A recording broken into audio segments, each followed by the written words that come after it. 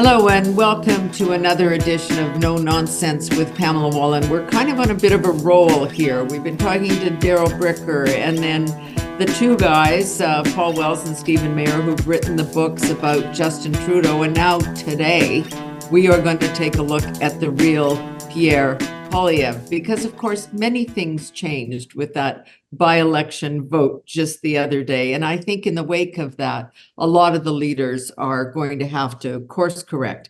So Andrew Lawton, who is a longtime broadcaster and journalist, managing editor of the True North, wrote this book called Pierre Poilievre, A Political Life. No kidding, to risk understatement. Welcome, Andrew. It's great to see you. It's good to be with you. I as a child, had dreamed of being on Who Wants to Be a Millionaire Canada with you. So this will have to settle. But I'm glad to be with you, Pamela. I'll have to break it to you. No Canadians won any big money on Who Wants to Be a Millionaire. So here we both are working. Okay, we're just working. Exactly. Now, we'll just deal with the by-election. Were you personally surprised that they won? I know many of us went to bed, including Paul Wells and others, assuming that the Liberals had squeaked through. Yeah, I did that as well. I think I tapped out at about 1:30 a.m. and, set my alarm for 6 just in case. Yeah. And when I woke up, it was, like a lot of people had experienced during the Brexit vote, where they went to bed convinced of one result and woke up to another. Early on, I had entertained in my mind the idea, a couple of weeks earlier, what if? But I was convinced, and I had said as much on my show the day of the vote, that the Liberals were going to win. I thought it was going to be within 5%. I was right. It was just 5% on the other side. The other way. No, it was, I think, everybody was just looking at the tea leaves there. But I think it is about, and I want to hear what you think, this is now kind of an affirmation, or I think Paul was saying this yesterday, the other day, that people aren't as frightened by Pierre Poilievre as the Liberals have tried to make them, or as the image of him is. And the signal is you can't scare us. Do you see it that way? Very much so. And I think in particular, we were told that Poilievre would be really off-putting to even a lot of centrist or progressive conservatives, people that you might expect to find in downtown or midtown Toronto. And as we saw, not only did he not put those people off, those soft conservative voters in St. Paul's, not to generalize too much, but he was even attracting people who weren't conservative voters traditionally at all. And I think you can look at cost of living, affordability, and carbon tax and all of these things. You also have to entertain the anti-Semitism factor in a riding such as St. Paul's. But the idea of Poilievre as being this chronically unlikable figure, which is I think what the Liberals have been banking on since he became the leader in 2022, has just not panned out in any of the tests we've seen of his leadership, whether they've been polling or by-elections since then. They tried, the Liberals have been trying, but many Liberals themselves say not in a focused enough way to define him as far right, as populist, as Trump North, as extreme. But it hasn't worked, because I think people are hearing a different message from him. And he's crafted that very carefully, circumventing the mainstream media and speaking directly online. Yes. So there are two issues there. There's both the message and the medium, which of course, as you and many others know, are very much linked. But he's talking about things that do resonate with people, and even people who are in an upper middle class category can still resonate with the rising cost of everything. So it isn't just this class warfare argument that we're hearing a lot of from the Liberals right now to sell the capital gains tax. But he's also communicating, as you note, in a way that is reaching people. And it certainly terrifies the legacy media, because I think they've seen themselves be rendered more redundant through his approach that doesn't involve press conferences and press statements and all of that. and he's just tweeting things out. And, even recently he released another one of his miniature documentaries where he gets to put out his message in a 15-minute chunk, which you would never get to do on a TV newscast. You'd never get to do on a radio show. You'd never get to do in a newspaper. And he's doing that, and it's actually resonating with people. I'm just a sidebar here on the apple chomping encounter in British Columbia. Like, that was, people had very mixed reactions to that. It was either brilliant, and he put back to the reporter, what do you mean? Some people say, who are those people? What are they saying? And others saying, that's arrogant and cockiness. How do you think people in general come down on that approach? It was something like the Rorschach ink blot test, where whatever really you see in it is is what you want to see in it. People that love him and loved him sticking it to the reporter, it fed into that. And people that see him as being like an arrogant campus conservative type took that away from it. I think that if I put on the analytical hat on that for a moment, I think that it helps him with some people, and the people with whom it would hurt him are not people that would vote for him anyway. But it is incredibly motivating to his base. It was turned into a fundraising campaign very soon after, just like his altercation with David Aiken in outside the House of Commons was. That was a fundraising email soon after.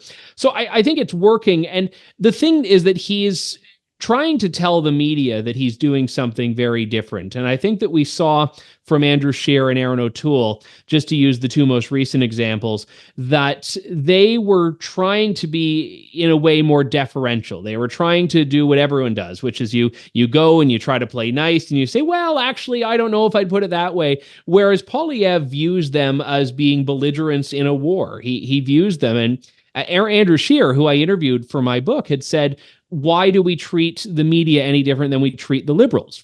They're our political opponents, and we need to adjust accordingly. And I thought that was a remarkably candid admission from Scheer, but I think it speaks to how Poilievre has decided to engage with the press.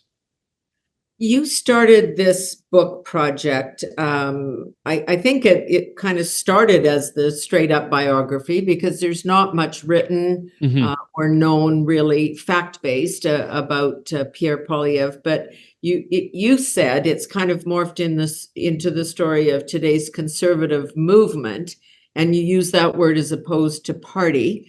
Talk about that for a minute, why you characterize it that way.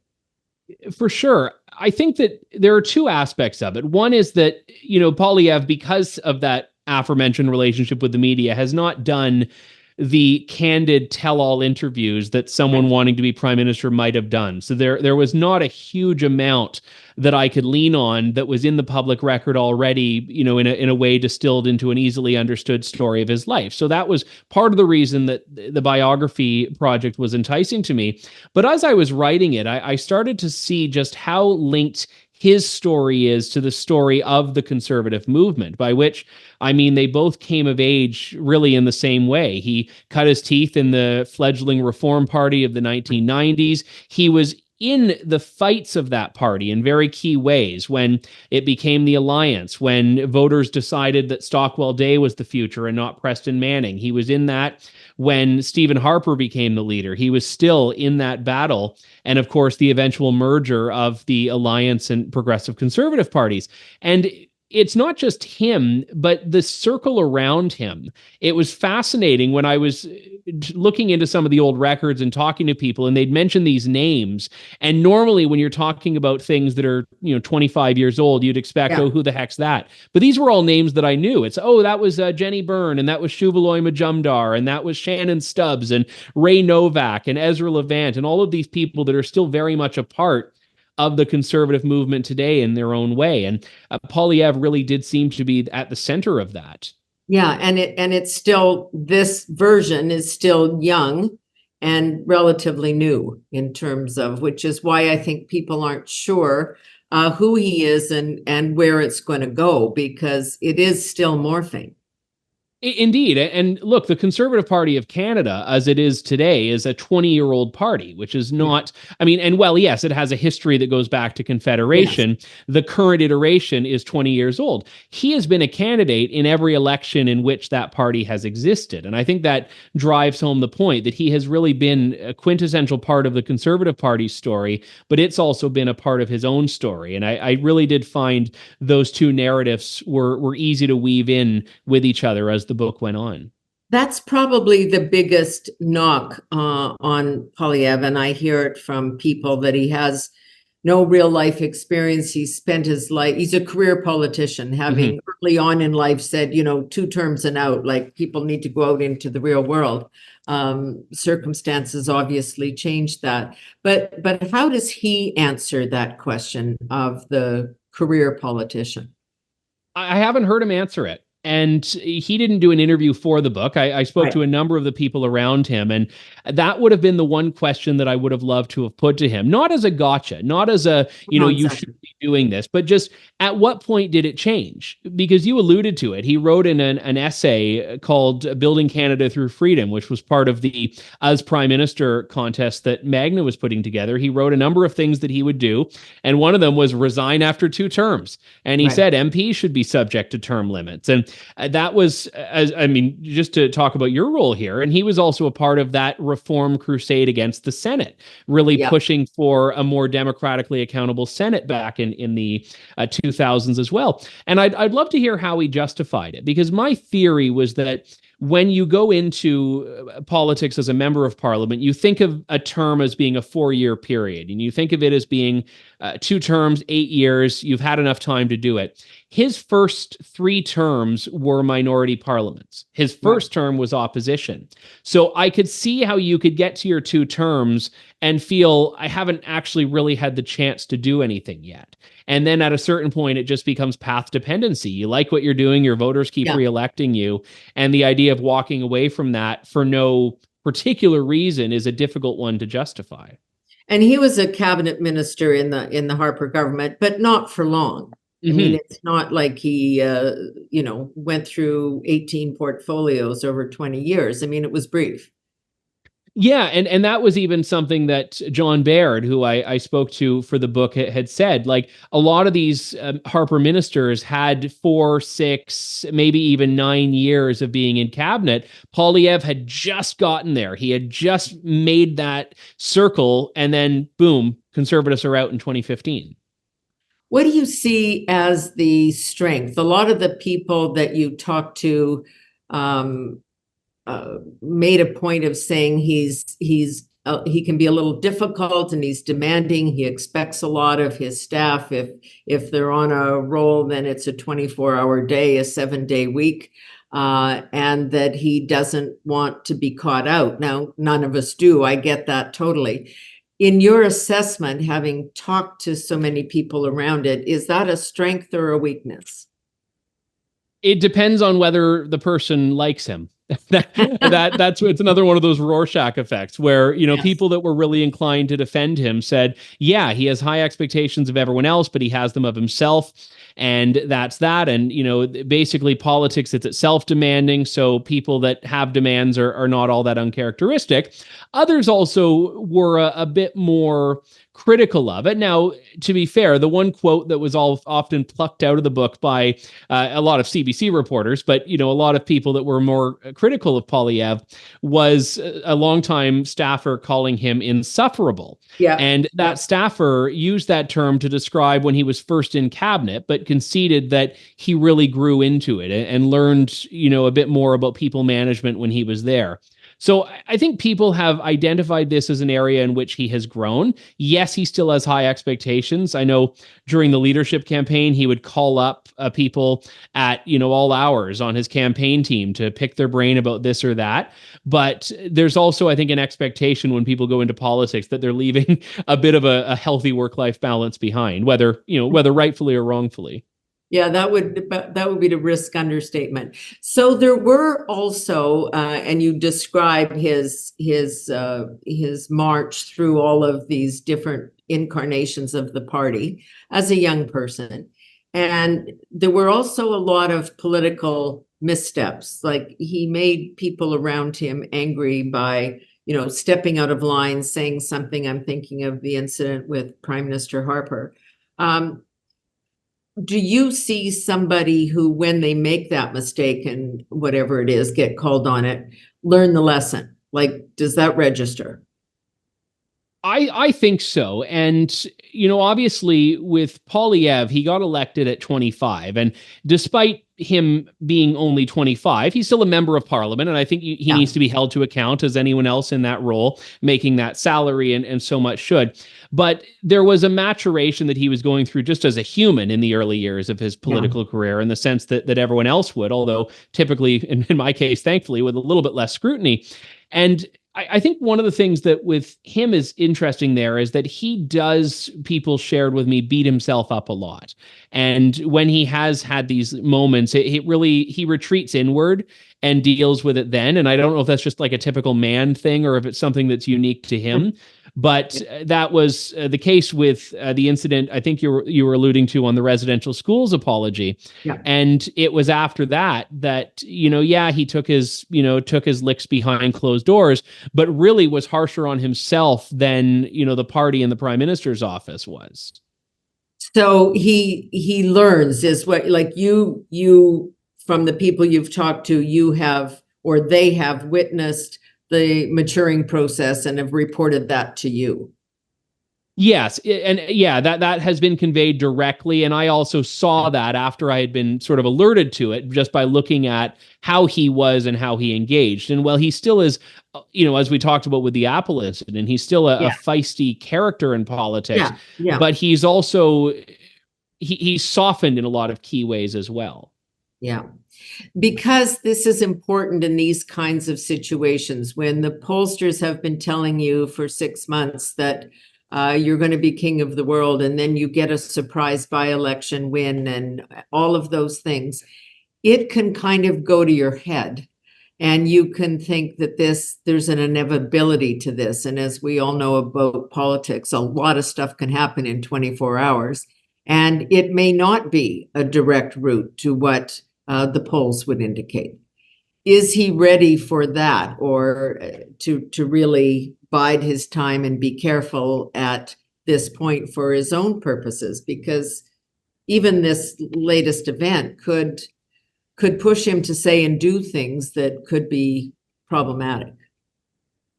Yeah, and I will say one thing that was interesting to me is that he doesn't seem to be governed by polls all that much. He really does have a deep grounding on what he believes and who he is. Yeah.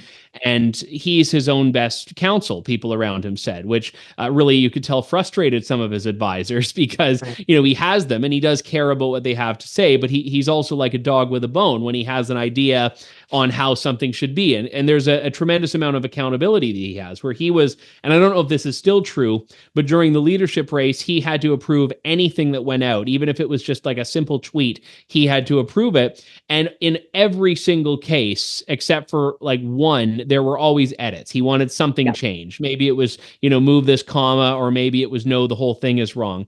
But he does take that very seriously. And I think in terms of what he wants to be, he's been tremendously focused. And that's why, as much as the liberals are criticizing him for the quote unquote slogans, he is keeping his party very focused on what he thinks are the issues that are really galvanizing supporters. Yeah. And to quote James Carville, it's still the economy, stupid, right? Yeah. And again, I've always taken the view that you can't, you need to have answers to other questions. Like you can't just be Justin Trudeau with a slightly better accountant. That you have to have answers to some of the questions that come up. And especially, after the last 4 years, we've had COVID, we've had inflation, we've had all of these things that are adjacent to the economy, but also touch on broader issues. But at the end of the day, what's the thing that affects people the most? How much money they have left in their bank account after they've, paid their taxes and, have gone to the grocery store. That's one of the criticisms, and I have kind of a different view myself about it, that he hasn't fleshed out all his policies. And, as somebody who's covered politics for a long time, you don't do that till the campaign is on, right? You don't set yourself up as a target. But does he need to start to do that now and really lay out a little bit more, just on the question of the environment, for example? That's one of the areas that he comes under attack. Does he have to say what's going to happen after the carbon tax? It's funny you mention that, because I've done, a handful of interviews in which people have asked me in other contexts, what should he be doing differently? And then I was looking at the poll numbers and saying, well, clearly not much. And I mean, in this case, I have the advantage of looking at the Toronto St. Paul's by-election earlier and saying, well, whatever he's doing seems to be working. So I think as the election nears, that will change. He'll have to give people more specifics. He said he will, to be fair. The environment one is a fascinating one, though, because Aaron O'Toole did what a lot of people have historically said conservatives should do. He came out with his own version of the carbon tax, basically. And I don't think it got him a single vote. It cost him support by a lot of conservatives, but I don't think it won over the people for whom that is a motivating issue. And I'm not saying that my advice to Pierre Poilievre would be to do nothing or to not have an answer for it. But I think that conservatives can sometimes be sucked into a trap there on just providing their own alternative to what is, to a lot of people, still a fundamentally unpopular thing, which is a carbon tax. So if he is going to come out with this, he can't, and I don't think will, have his own version of it, a la Aaron O'Toole. He'll have to say, how are we going to do all these things in a different way? And that's going to be the key question. Yeah, that's the issue, which is if you're going to axe the tax, as it were, which we hear regularly, then what? How do you, what's your incentive system? How do you ensure that change happens both on the part of the public and on the part of the industries that contribute to the problem? Yeah, because he hasn't rejected the goal. He hasn't rejected the goal of reducing emissions. He hasn't said we're going to pull out of the Paris climate targets. He said, I think quite accurately, that the current targets are unrealistic, that we're not on track to meet them, and that all of these destructive environmental policies from Justin Trudeau aren't getting us there. But I don't know if his answer to that is going to be, well, there's no point, or if he's going to have some other solution. Maybe it's going after the industrial side of it, which was what we saw Jason Kenney really move towards in Alberta, and to some extent Danielle Smith as well. Yeah, that sort of makes sense. I guess the question is about who he really is. I mean, we always come to judge our leaders. You have a gut response, right? It's you like somebody or you don't like somebody, and often it depends on the framing that others have put around him, and that's one of the issues, that this Trump North kind of thing.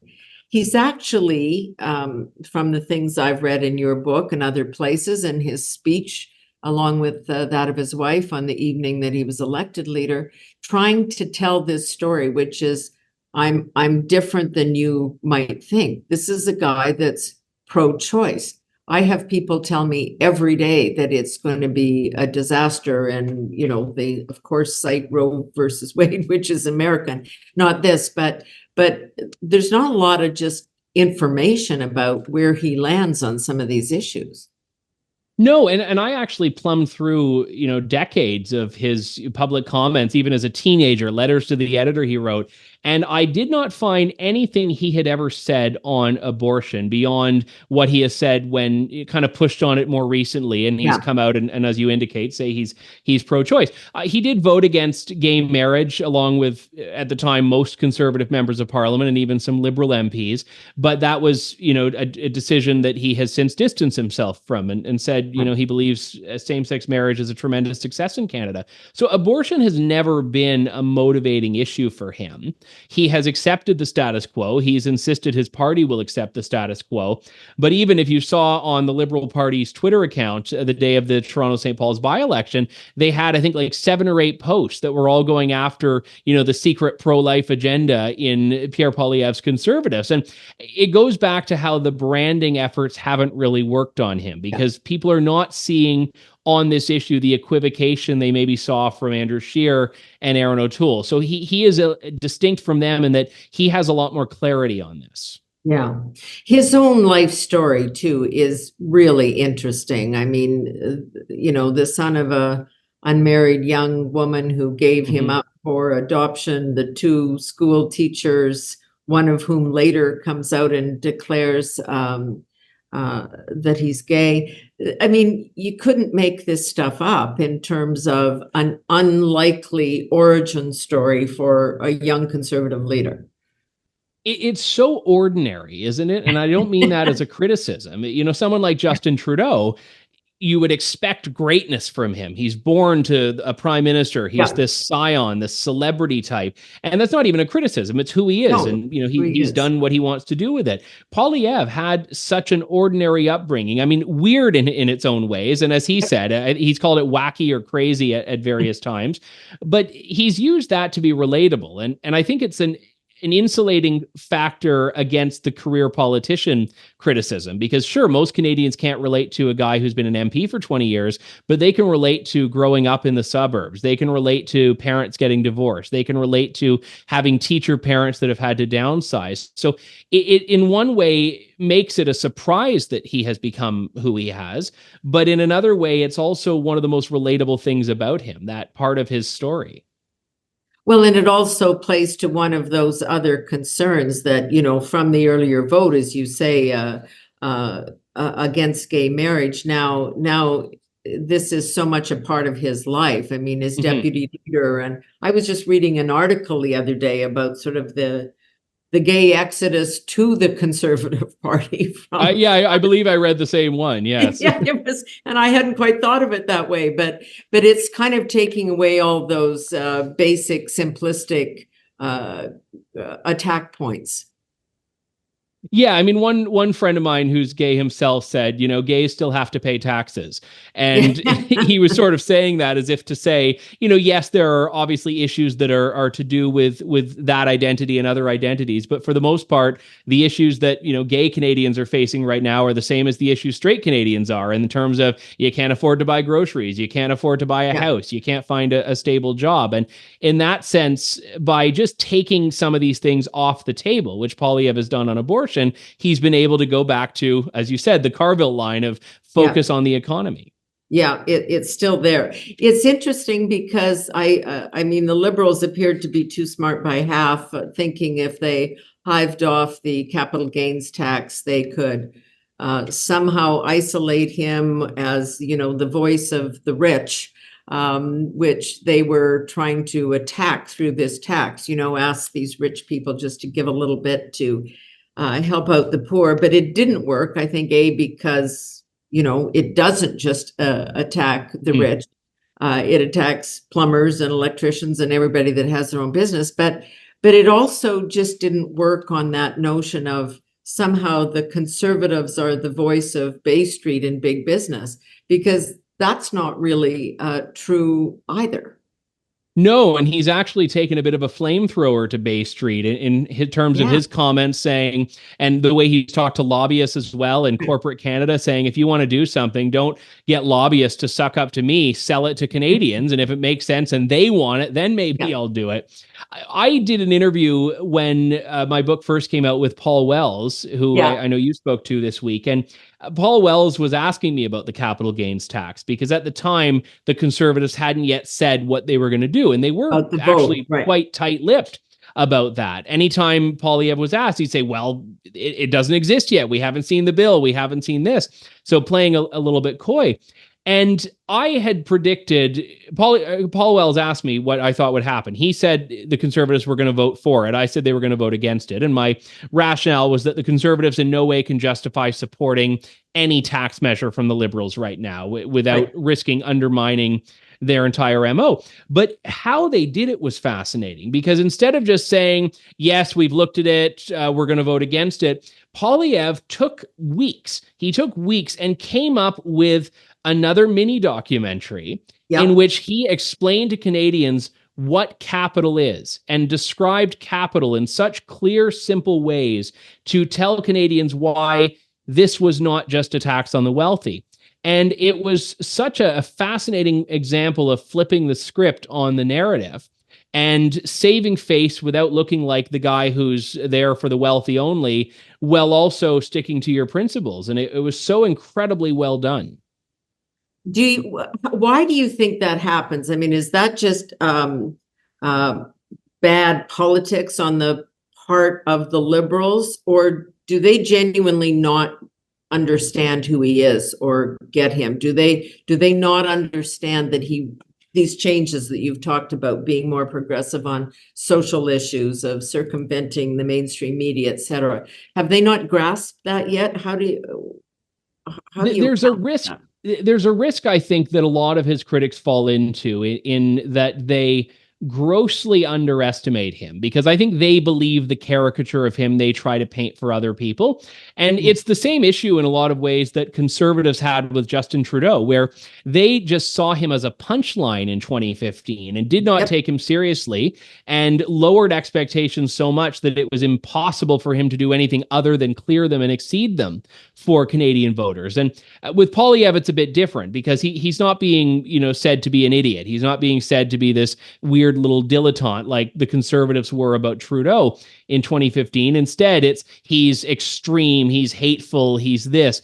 And when Canadians are seeing him, that's not what they're seeing. That's not the perception they're getting. So I think that there is still an internalization of that by the Liberals, where they don't quite realize yet that he's not as bad as they're trying to paint him as. They do believe their own spin, I think, is what I would say. And then it means they make decisions that miss the target. Mm-hmm. Absolutely. And in this case, I think they were doing something that was probably quite smart in terms of, let's force him to vote on this issue alone outside the budget. Right. But he saw the trap and he came out and he really outflanked them. And as I say in the book, he's a chess player. And you can see that there, where he's always imagining what he's doing, not in relation to the move that was just made, but where he thinks they're going. And he saw what they would do if he just did a straight up or down vote either way and said, let's just break this and come up with an entirely new discussion. I was actually with you on the vote. I never thought they'd vote for this either. I mean, it just... No way they could have. No way they could have is absolutely right. I learned a couple of interesting things from your book. The fact that Pierre Poilievre wrote a book, which has never seen the light of day, probably wisely in retrospect. It's the platform discussion. Don't give anyone any material against you. Exactly right. What was he writing about? It was going to be, and I don't know if it was ever finished, but it was a relatively well fleshed out manifesto of sorts, a financial manifesto. And it was going to be called Detonation, DEBT, a nation. Yeah. And it was basically his roadmap for fiscal prosperity. And it was going to be a warning about what government spending and money printing was doing. The context of this, it was around 2020, 2021. So he's writing this as inflation is becoming quite a big issue, but not one that anyone was talking about at the time, when really it was only him and Marty Morantz, the other conservative MP on this issue, that were. And what he was doing on this was really laying out a roadmap. I don't even know if he saw it as being a roadmap to be the leader of a party in the future, because at this time, Aaron O'Toole was still the leader. Conservatives were relatively optimistic he was going to win. And the book got shelved when Canada was plunged into a leadership race in which Poilievre was, of course, the leading candidate and then the winner. And he has taken what was in that book and used it in speeches. He's used it in one of his mini documentaries. He even used that Detonation title. So the work has not been lost, but I think the project itself is probably never going to see the light of day. You also have a couple of theories, I guess, on why he didn't seek the leadership until this last round, the Andrew Scheer, those two races he stepped aside from, having indicated that he was interested at the beginning. What went on behind the scenes there? So he had said that he just didn't feel it. And that was the answer he gave, that he had, and by the way, he was days away from announcing. He had booked media time. He had a team. It was really all but certain he was going to be going in. And he had revealed when he announced that he wasn't ultimately going to run, that he had been going back and forth, but it was the night before. He had just gone to bed and said, whatever I feel in the morning, that's what I'm doing. And when he woke up, he wasn't feeling it. So he has always had a pretty good sense of timing. So I think in some sense, maybe he just knew on some level that you couldn't even quite articulate that it wasn't the right moment, that he wouldn't be able to insist on his financial agenda in the midst of a pandemic when the country was putting money out the door so quickly. There was also, as I learned only through writing this book, a family aspect of this that has never been discussed, which is that his daughter, his oldest child, has quite a severe case of autism, and she's nonverbal. And it was around this time that Poilievre and his wife, Anna, were just coming to terms with this. They were just starting to see this and had a lot of questions about what their life and her life, what they were going to look like. And that, when you fast forward a year and a half to the 2022 leadership race, they had some time as a family to figure that out, to get her into treatment. So I think both of those are probably right. I think the family aspect definitely was weighing on him, but there was also a part of him that probably knew this just wasn't the right time. Yeah, and that's a good gut instinct, right? Because you can't take his approach, as you say, in the middle of a pandemic, or, when people, these are tough economic measures. And it leads to my next question, which is, the books aren't in great shape. There's a Senate configuration that will not be friendly to pieces of legislation that he might have to put forward if and when he's elected. And nobody likes the guy that comes in and says, I'm going to cut all these programs, even though people might bitch and complain about it. Nobody wants stuff taken away, but he's going to have to take stuff away. It's the Mike Harris dilemma, to go back to Ontario in 1995, where you're coming in after a tremendously destructive economic period in the province.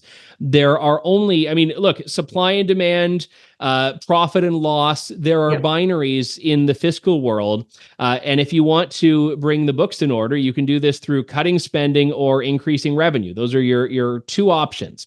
And that's going to be a significant challenge. Now, he's proposed a number of big ticket items to cut, notably CBC. There's $1 billion. Great. What about the other tens of billions we need? And it was interesting because Andrew Scheer in 2019 had proposed a law requiring the government to balance the budget. Now, laws that can be made by Parliament can be broken by Parliament, so it wouldn't be binding, but it would have been a symbol that you can only do balanced budgets. That's it. And Poilievre had been influential in developing that. If he comes in now, how long would it take to get to balance? Would it take 4 years? Could you even balance the budget in that 4 years? And then are you in that situation where he's doing what the Conservatives criticize the Liberals for doing, which is blaming Harper for everything 9 years on? So it's going to be a significant challenge. And I think there are going to be very big moves that he'll have to make very quickly in what's often called the first 100 days, just because there's going to be such a need for a dramatic course correction.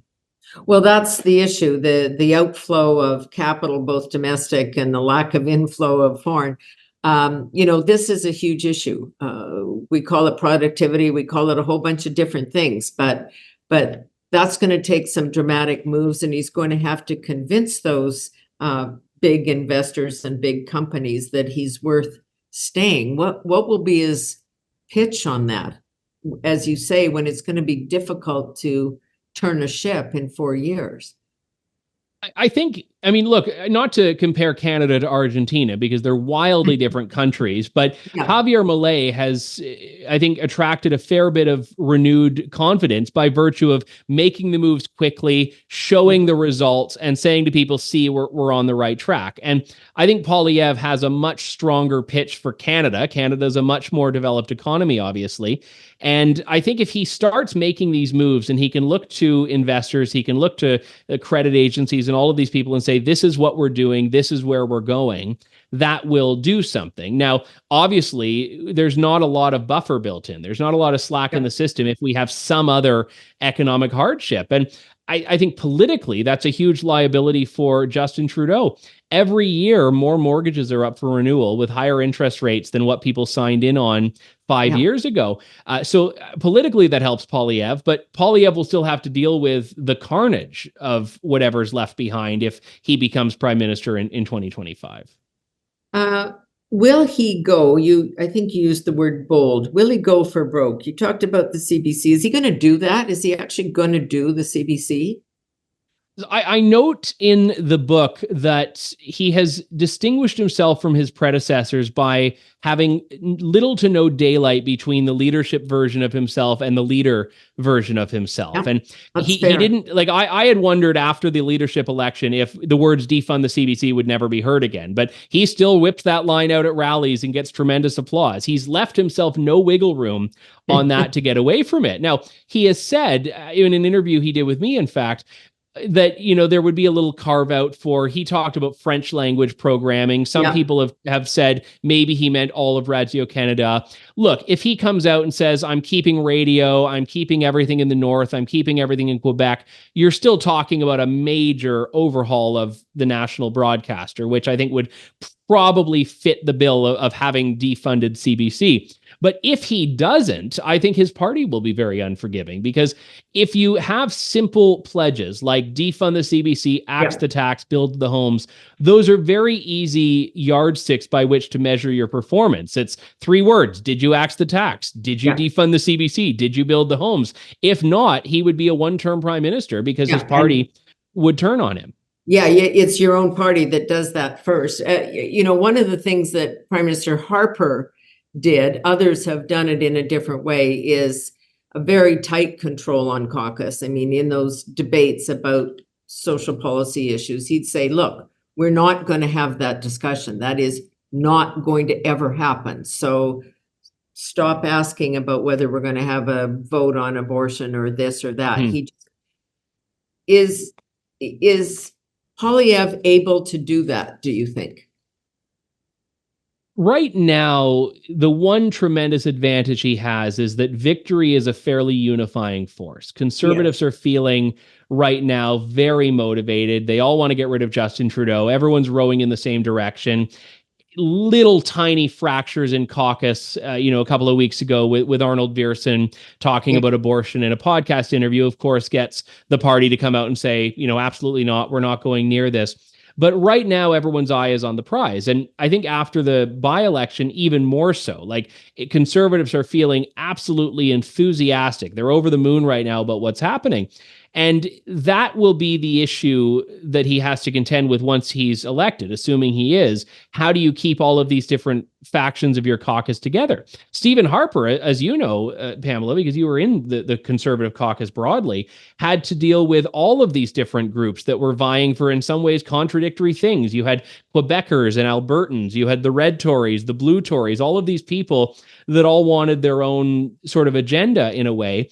And I think Stephen Harper did a very good job at keeping a lot of these frictions very quiet and dealing with these people. Poilievre, if he's elected with 200 plus seats as a majority, that's a lot of people that he's going to have to keep happy, especially if you have a contingent in Quebec, if you have a contingent in the GTA, if you have a contingent in BC, which are people that have very different priorities than perhaps the Alberta and Saskatchewan caucuses will have. So right now, it's easy for him because everyone has one singular goal, which is winning.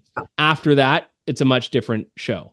Well, and front runners are always the most vulnerable in that sense too. Even before you get the big job, there's a lot of stuff that can happen. It's a style question. You talked too about Harper, and then there's the Brian Mulroney model, right? Which is he knew everybody's birthday and the names of all of their children and phoned them on a daily basis. Which one of those two styles is Pierre Poilievre closer to in your mind? I think that's actually an interesting question. It's closer to Mulroney. And in terms of leadership style, Harper had a notorious, I shouldn't say it's a notorious, it notoriously had a funnel in his office where everyone went to the chief of staff came to him. And the problem with that, not to besmirch any of his chiefs of staff, is that your entire knowledge of what's happening in your government is really being filtered through one person that you have to hope is on the ball.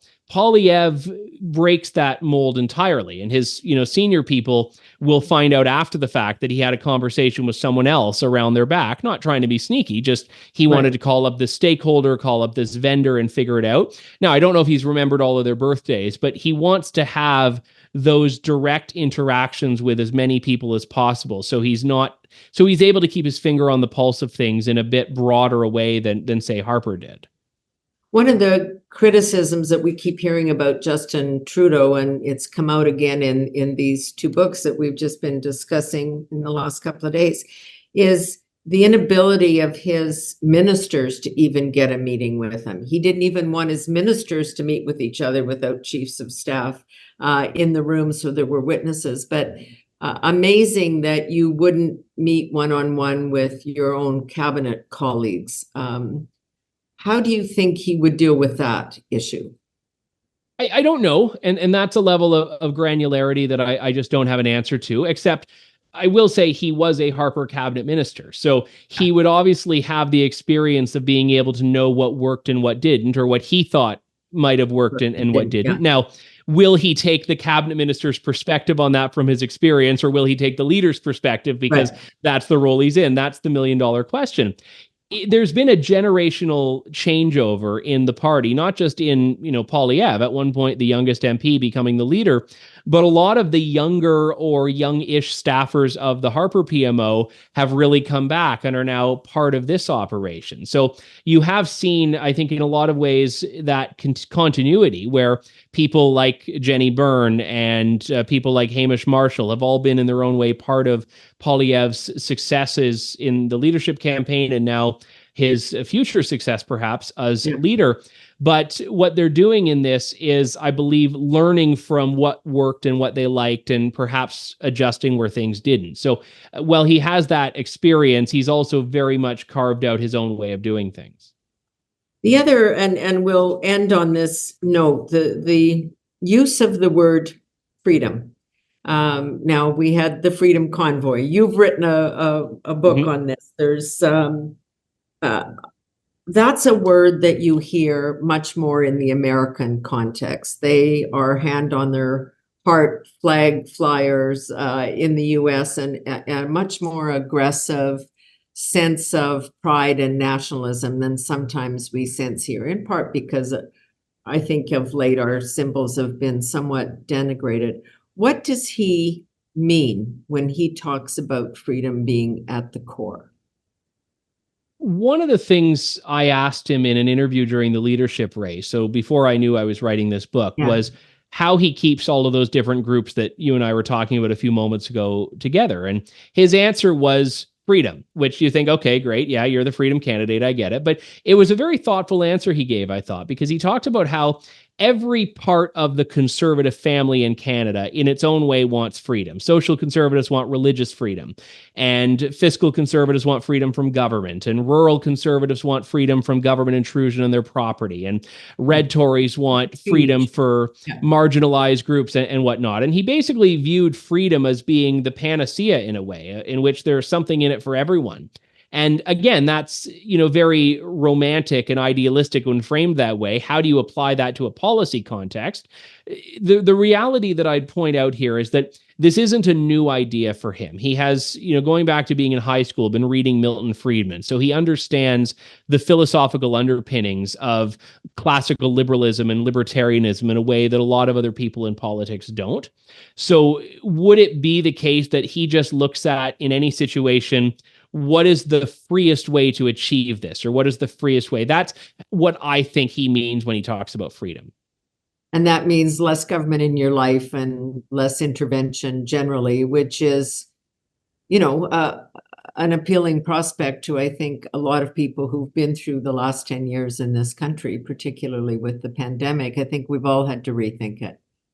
Absolutely. And he would point to, and he has pointed to, the housing issues, the cost of living, the inflation issues, and said a very hands-on government, a very big government, has not stopped this. At best, it's had no effect. At worst, it's contributed to all of these things. So I think it's the old Reagan line, which I won't say I'm quoting verbatim, but, government's not the solution. Government is the problem. Yeah. Really interesting book, Andrew. And thank you for writing this, because in the political process, we need to know more, not less, when we're going to make these big decisions about the future of the country. We don't know when. You want to place any bets on whether Justin Trudeau is going to be running an election campaign against Pierre Poilievre next time around? Look, the only one that can get rid of him is himself right now. Unlike the Conservatives, the Liberals don't have a mechanism to turf their own leader. And, we've seen the cabinet ministers doing all the rounds saying, oh, no, I have full confidence. I have faith. So we'll see. I mean, he has so far shown no willingness to go anywhere. Pierre Poilievre, A Political Life, written by Andrew Lawton. Thank you, Andrew. Great to talk with you. Really interesting stuff. It was a pleasure, Pamela. Thank you so much. Great. We'll talk again soon. And thank you for joining us for this edition of No Nonsense with Pamela Wallin. And we'll see you soon.